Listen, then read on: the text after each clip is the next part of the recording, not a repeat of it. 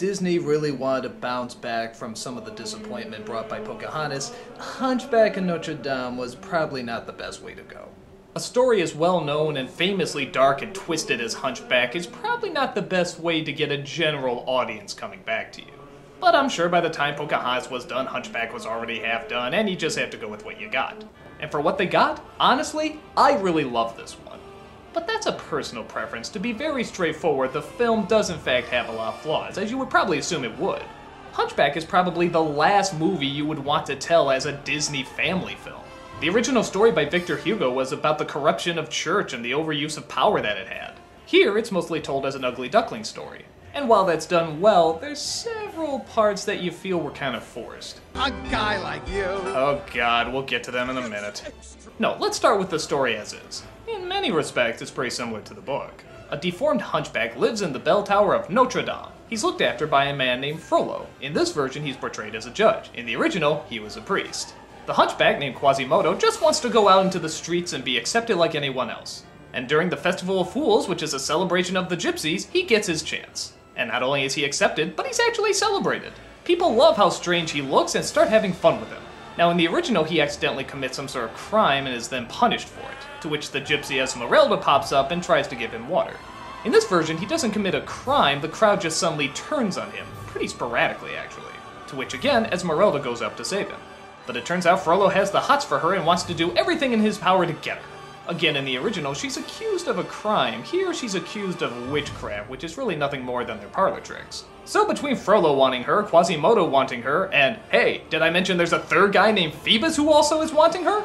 It's a pretty complicated love square. Many other elements of the original stories there, like Quasimodo saving her, shouting sanctuary, people trying to break into Notre Dame, but it's sort of told out of order. It works here though, and it gives us all the famous scenes that we love to watch. So where does Hunchback fall flat? Well, I don't want to say fall flat, but there are times during the story where it feels a little forced. Like the animators really want to tell certain parts of the story, but then other times they put it in because they probably got a lot of notes about it. For example, the romance between Esmeralda and Phoebus is not very interesting. They just sort of crack one-liners at each other. But to be fair, they do set aside time in the story for them to fall in love. It's not like they just meet and boom, they're together. Also, the explanation of the gypsies, especially for a kid, I think is really complicated. If you had no idea what a gypsy is, this would probably confuse you more. They're said to be all thieves, and yet there's a festival celebrating them. Frollo vows to destroy them all, and yet he shows up to the festival. Esmeralda says that they're not all really thieves, but then they find their giant fortress where they stole all their shit. I guess you could argue that sort of shows the complications of the gypsy culture, but I don't know, I think it would just confuse kids more. See that face? And yeah, okay, let's talk about the gargoyles.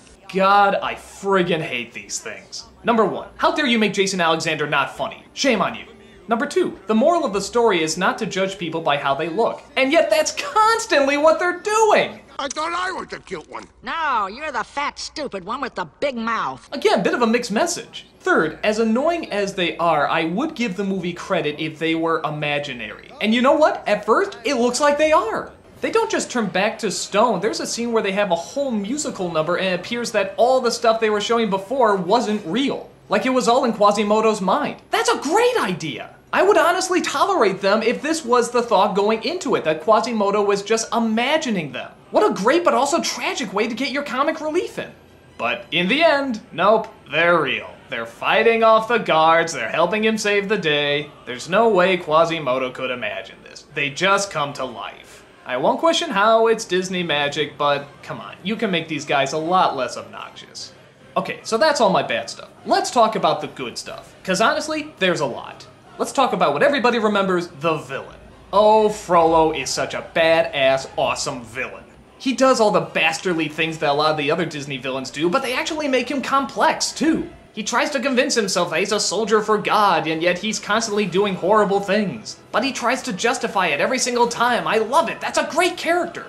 Quasimodo is also very likable. That's Tom Hulce, the guy who did Amadeus, doing the voice.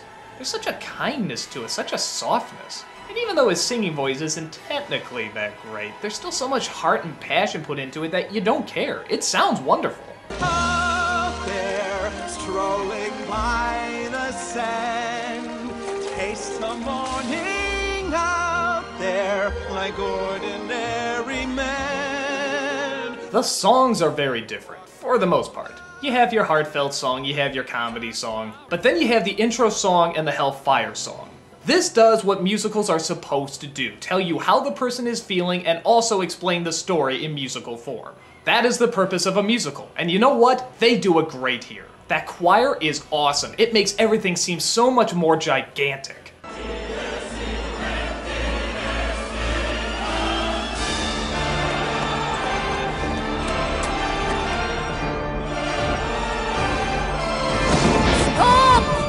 And speaking of which, the film is gigantic. I mean, look at it. It's just huge. For all the problems that the movie has, you can see why they made it. Notre Dame looks unbelievable. The shadows, the colors, the angles. Much like Bambi, the sheer look of this film makes everything seem so much grander and much more important.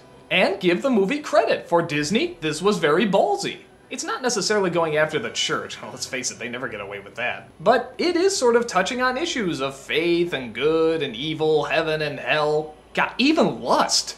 The scene where an old man sniffs the young woman's hair, I couldn't believe I was watching that. This is a Disney flick? Sex especially is a big no-no in Disney, and to see some of this imagery come out was really kind of shocking. But personally, I never thought they went too far with it. It fit. Kids can see the good in thoughtful, loving relationships, but they can also see the bad in just mindless, vengeful lust.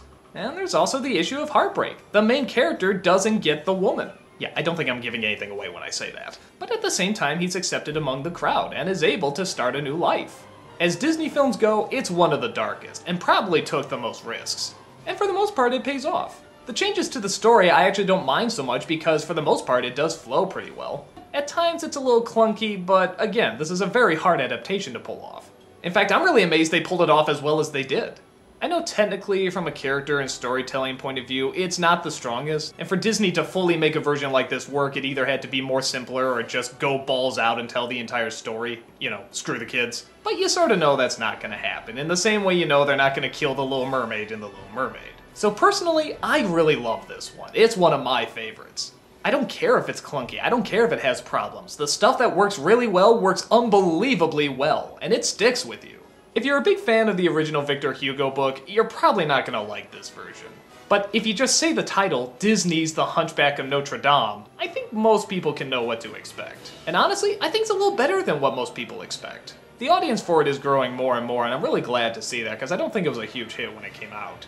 I don't blame them. After Pocahontas, Disney was just starting to become a little unpopular. And like I said, something this controversial was probably not the film to get audiences back in. But for what it is, it's a personal fave. It took chances, threw a lot of effort into it, I've seen it a million times, and I'll probably see it a million more.